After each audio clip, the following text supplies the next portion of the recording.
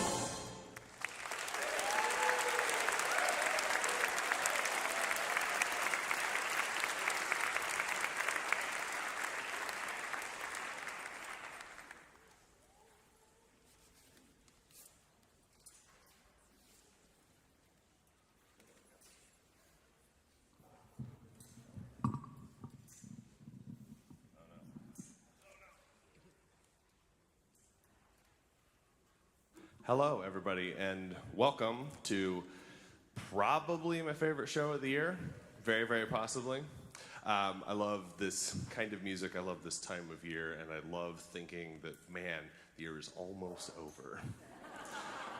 My name's Olin Hannum. I'm the director of this fine group. I also, in my day job, I'm the athletic bands director at Oregon State, which means that the fall has been my busy season.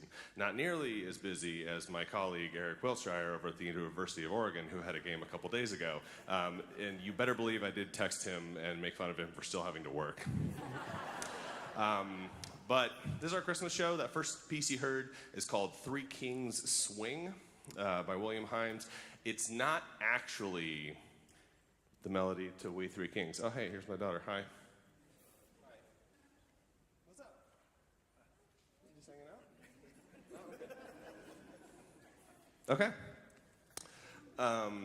It's not actually the melody from We Three Kings. It's from a Bizet opera, right? Yeah.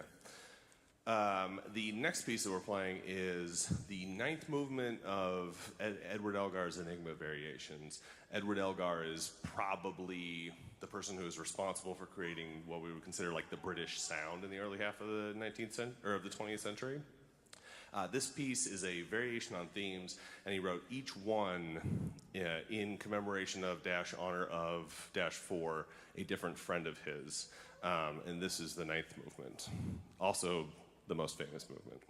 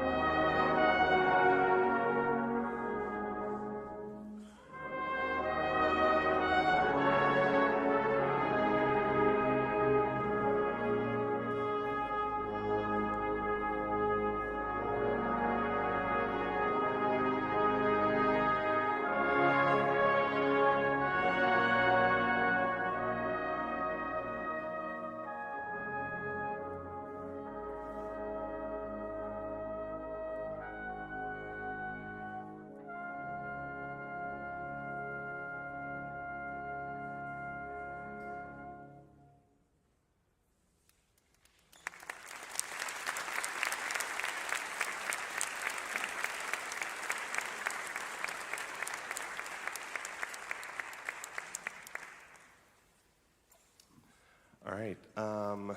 That piece is one of two pieces on this program, I think, that really sort of capture the capabilities of this particular instrument set.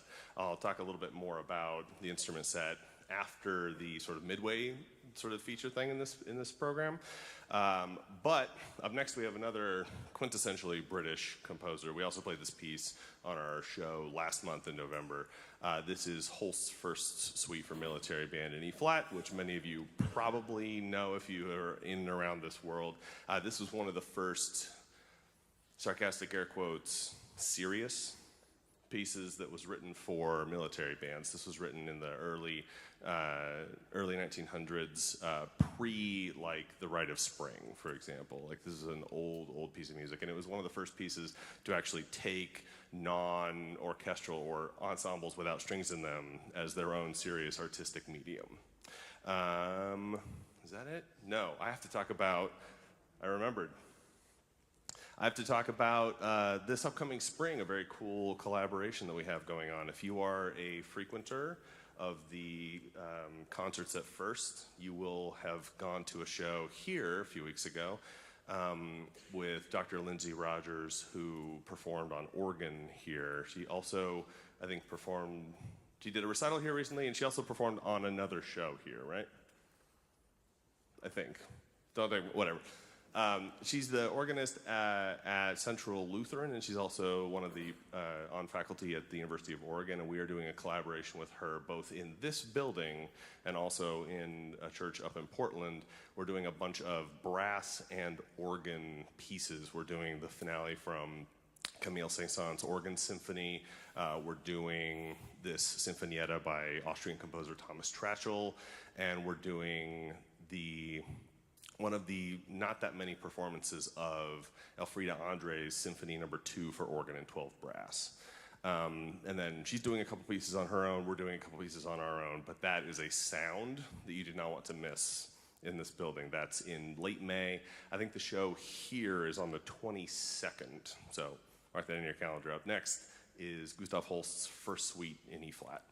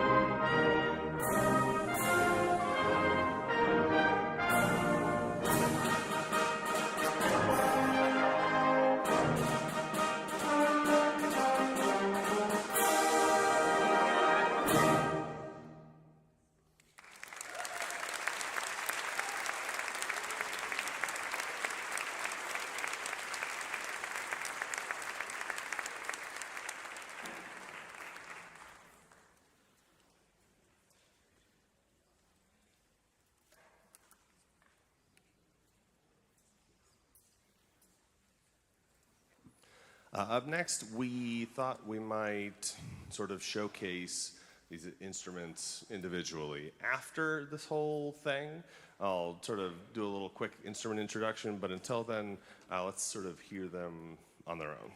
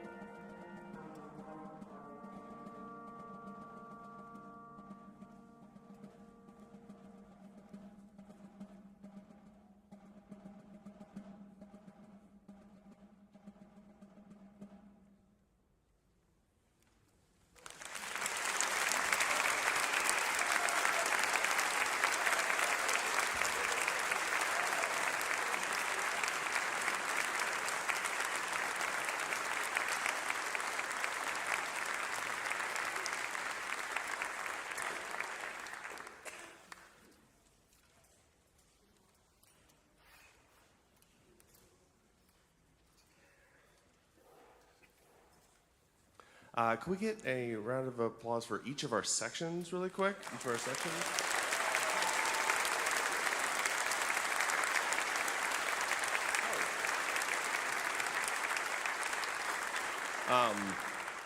A little bit briefly about the instrument set in this group. You will note that, as the name suggests, this is all brass instruments. And some percussionists back there. Yeah. Yep. Why don't we do it differently than we normally do? We normally go bottom to top, but let's start with the highest instrument in the band. This is an E-flat cornet, this little tiny thing right here. Yeah. E-flat cornet is pitched a fourth higher than what are traditionally called like regular cornets or B-flat cornets, of which there are quite a few B-flat cornets, these things right here. The difference, by the way, between a cornet and a trumpet, I'll talk about this a little bit more later, is that cornets are conically bored and trumpets are cylindrically bored, which is to say that trumpets, after the lead pipe and before the bell, it's just a cylinder, meaning it's the sides are parallel. On a cornet, it never stops getting bigger from the mouthpiece all the way to the bell, and that lends it this sort of rich, darker sound. For me, it also makes it easier to play. I find cornet to be way easier to play than trumpet. I'm a French horn player originally. I find cornet to be so much easier to play than trumpet. Pitched the same as B-flat cornet is B-flat flugelhorn. Zach Tandick up there on B-flat flugelhorn.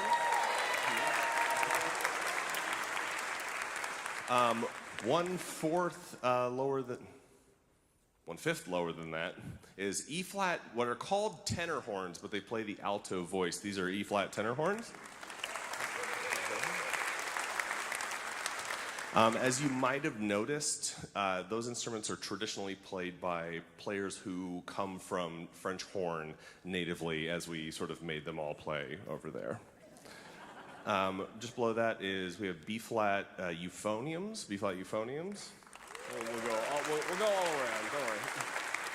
And B-flat baritones. B-flat baritones.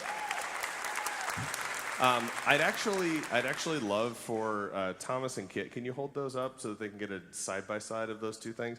These are pitched the same, and you'll see that one is much, much larger than the other, yeah? This is fascinating to me. Baritones and euphoniums are both B-flat tuned instruments, and they are both conically bored, but baritones are sort of more cylindrically bored. Is that fair to say? Yeah. Euphoniums are very smooth sounding instruments. Behind them are the trombones and bass trombone, which you're probably familiar with.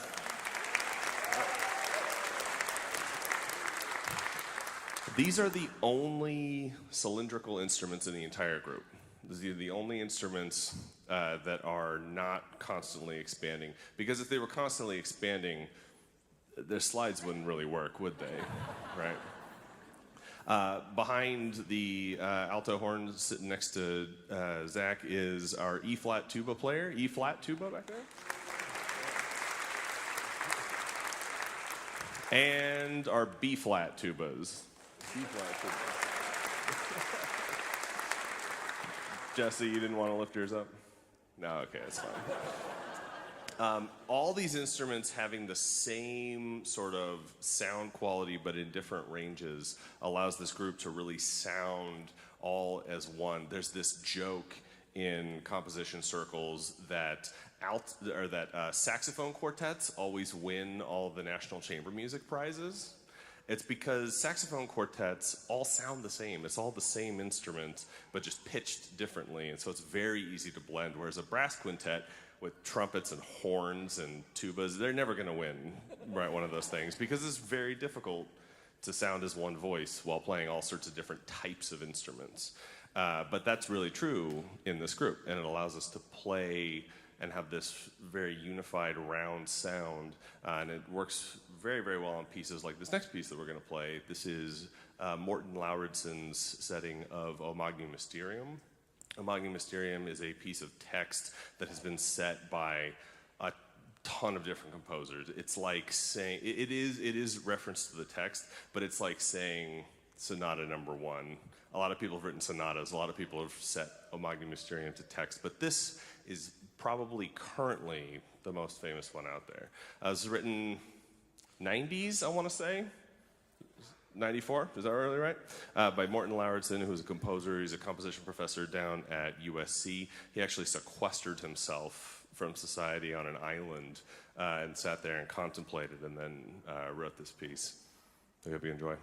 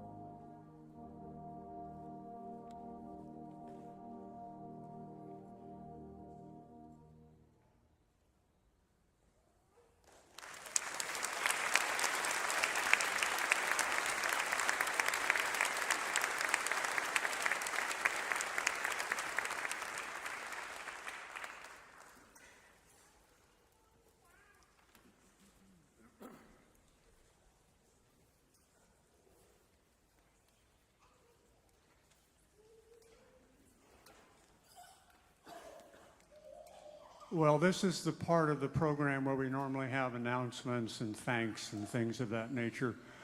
But first, I wanted to share some exciting personal news with you. I have been elevated to emeritus status. What that means for a musician is that I don't count very well anymore. My hearing's shot. And my fingers don't work at all like they used to. Apparently, though, I've been cleared to still speak.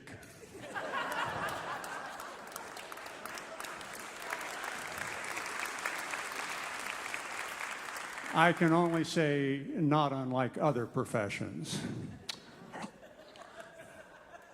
But I'm going to stay active in the band, just not with my horn.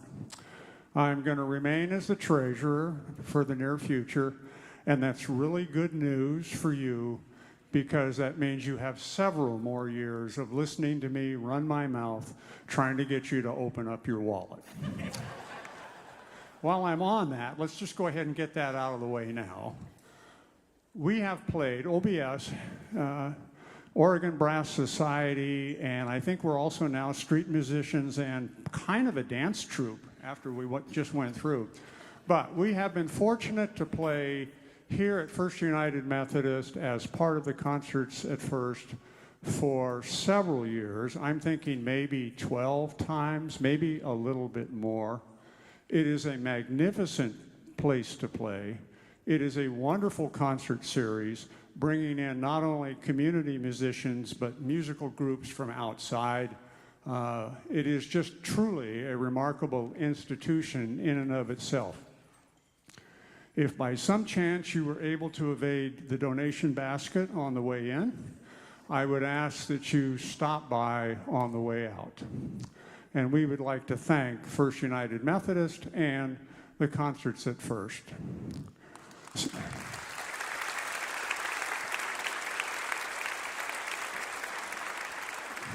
So you heard from Olin a few minutes ago about what we have planned for the spring.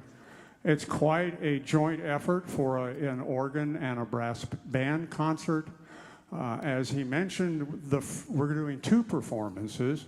The first one will be here Friday, May 22nd, as part of the Concerts in First series, and we appreciate that. So mark your calendar for that and be part of the premiere. And then the next day, we're going to Portland and we're performing in the Trinity Episcopal Cathedral in Portland, which is a magnificent venue. And we understand it houses the very best organ in all of the state of Oregon. So we're really looking forward to having our first full formal performance in the Portland area. However, playing in the big city means we have to pay big city prices. And the venue is quite expensive, maybe 5 or 6 times what we normally would pay for a venue. So we're in the unenviable position of asking our supporters, and that would be you, for a little extra, maybe a little something to keep, dig a little bit deeper as we approach this springtime gig. I do have good news, though, in that regard, and that is effective January 1st for all of 2026 and going forward, every U.S. taxpayer will be allowed to deduct $1,000 worth of charitable contributions without itemizing deductions, what we call above the line.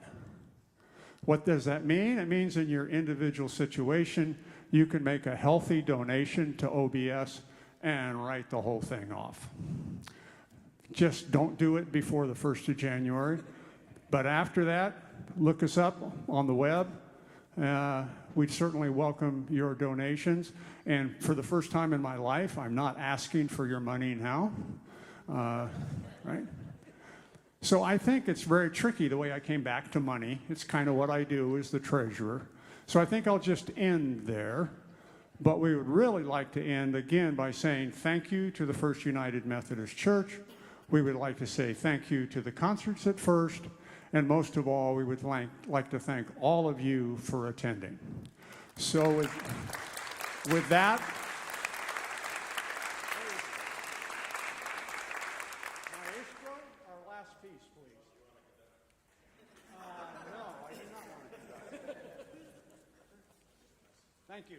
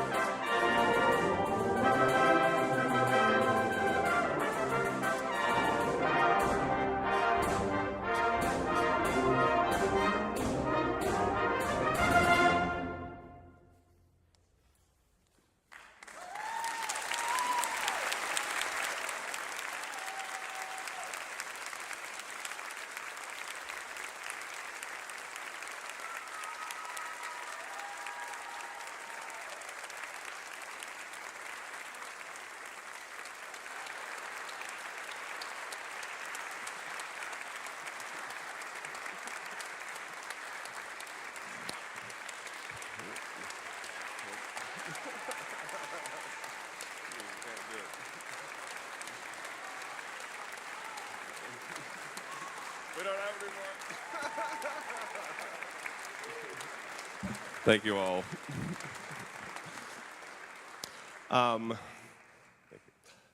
Once again, look forward to being back in this building late May. We also have a gig in April. Prior to that, follow the band on our social media accounts. And go check out our website. The calendar is there as well. We hope to see you back in this building. We hope you have a wonderful holidays and a Merry Christmas. Thank you so much once again for the Oregon Brass Society, everybody.